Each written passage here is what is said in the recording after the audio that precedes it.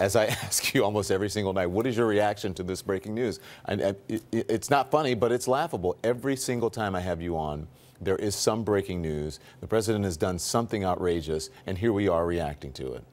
Well, in this case, it seems to me it's, you almost have to hope for incompetence because the alternative is so dark. And so let's go with the incompetence theory. Do you think he's incompetent?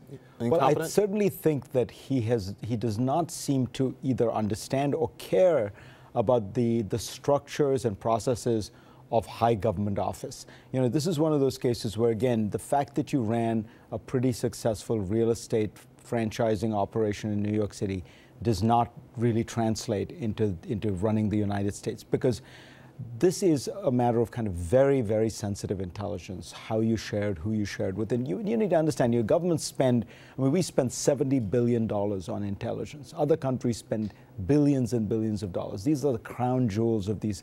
And to put them all, to expose all of that without really having thought it through seems incredibly careless. It suggests a kind of lack of respect for your allies. So that's the benign interpretation. The less benign interpretation is that this was some kind of, that this was provided to the Russians in a way that was, that he was helping the Russians out. But I doubt that that's the case, so I'm sticking with the incompetence rather than venality theory. So the central puzzle of Trump's worldview and foreign policy from the start of the campaign to now has been very simple. Why is he so nice to the Russians, right? This is a guy who, as I've said to you, when he started his foreign policy, his whole point was everybody in the world screws the Americans. We always lose, they always win. I'm going to get tough on the rest of the world. He felt that way about the Japanese since the 1980s. He's felt that way about NATO allies since the 1980s. He's felt that way about Britain, about France, about Germany, China, except the Russians. So that was his feeling during the campaign. And so even today, what we discover is he spills the beans not to the Brits, not to the Germans, but to the Russians. Not to the French, but to the Russians. So Kislyak, let me get back to it, because again, he's at the center of a lot of this. And apparently, according to the reporting, he's in there sort of boasting about this information. And he thinks that, he's like, I get the best intelligence, what have you.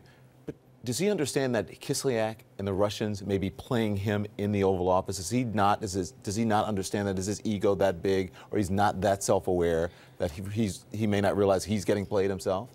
When I look at how other countries are now handling Trump, what I'm struck by is here you have Vladimir Putin, who has essentially been running Russia for 15 years, been operating at the highest levels of international politics.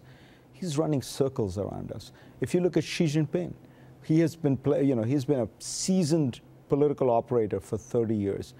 What does he do with Trump?